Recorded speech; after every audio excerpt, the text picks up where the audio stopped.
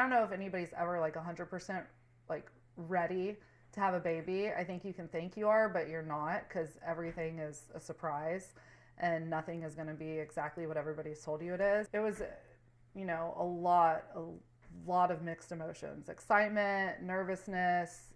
I was scared, happy, just everything all mixed up. I was just nervous that something could happen during labor, or if something, God forbid, something's wrong with him when he comes out.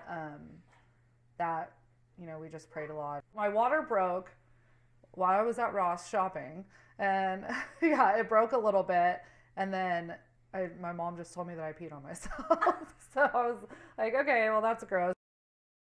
I tried to get the epidural right when I got there, but I didn't know the monitor they hooked you up to could tell if you're having like big contractions. So when they asked me how bad my pain was and I told them an 8, they were like, okay, well, we're just going to wait till you're dilated. So for 6 hours, I just had contractions, and that was the worst thing ever. Like, I've never broken any bones or had stitches or anything, but but I can pretty much guarantee that was the worst pain that anybody can ever feel. I was like screaming, screaming at the top of my lungs, like cussing, screaming, telling them to give me the epidural, and the nurse kept coming in and checking me to see if I was dilated, and she's like, was so like, well, you're not dilated yet, I was like, oh my God, like, call the doctor, like, give me some medicine. And Brandon went to sleep, which pissed me off because I hadn't gotten my epidural yet.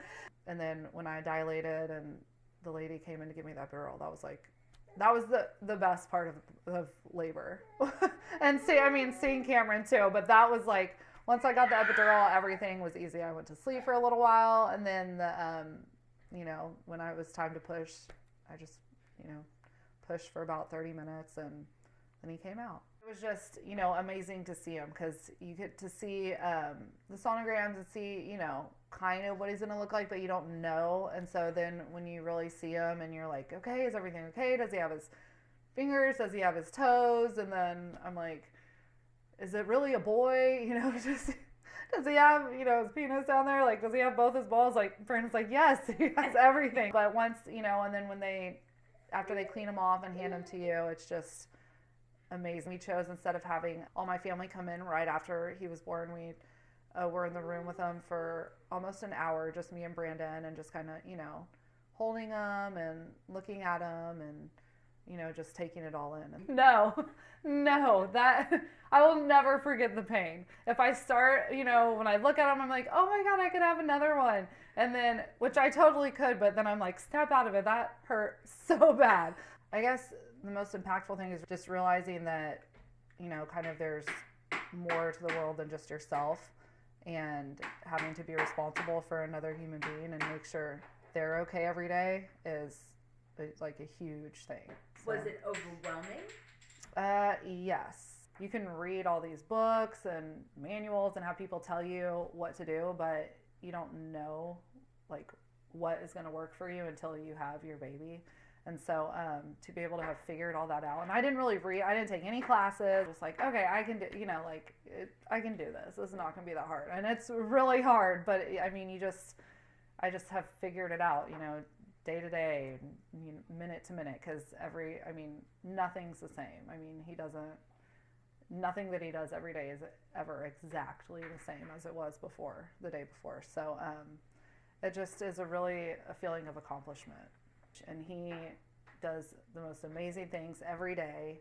He, just the little tiny things he does. It's so cool to watch him, like, learn things, to learn little movements, little noises, the little weird faces that he makes, and when he tries to make noises, and even, when he cries, like, it's, because it's not, I don't know, it's a really proud feeling to be a mom and to watch something that you've created, like, come to life every day.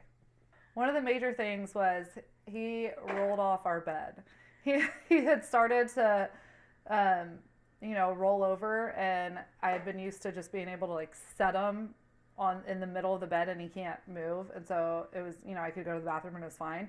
So I did that, and I went to the bathroom and I could see him.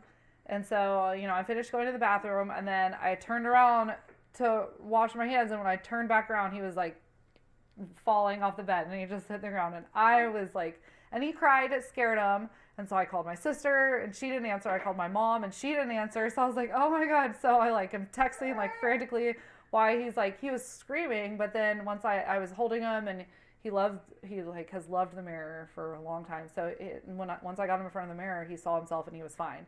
But I was crying. And I told my mom later that night, we went to work out, and I brought Cameron with me, and he was fine.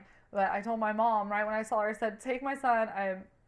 I am not okay to have a kid anymore. Like, I can't, like, I should not have had a kid. This is not okay. Like, please take him away from me before somebody else does. Like, he fell off the bed. She was like, Rachel, it's okay. And then so Brandon is like, well, just don't freak out. Like, when he bumps his head, just be like, okay, and like laugh with him. And so I do that, and he doesn't even like, it will sound like he hit his head so hard, and he'll just, just keep going and doing what he's doing. Everybody says this to you. Oh my God, he's such a happy baby. Because the kid is like the happiest baby in the world. I love hearing it. It really doesn't get old. I mean, sometimes you're just like, yeah, I know, but it feels really good to hear it. No matter how many people tell me over and over again, it just feels really good to hear it, because it's almost like, they're patting you on the back. You're really proud of yourself as a mom, and you're really proud of him. Yeah, I am. Everything that I've been through in my life, I'm 31, and I guess haven't accomplished as much as some other 31-year-olds, and so to say that, I've been through what I've been through, and I have him, and I'm working, and I'm going to school, and I have a baby, is huge.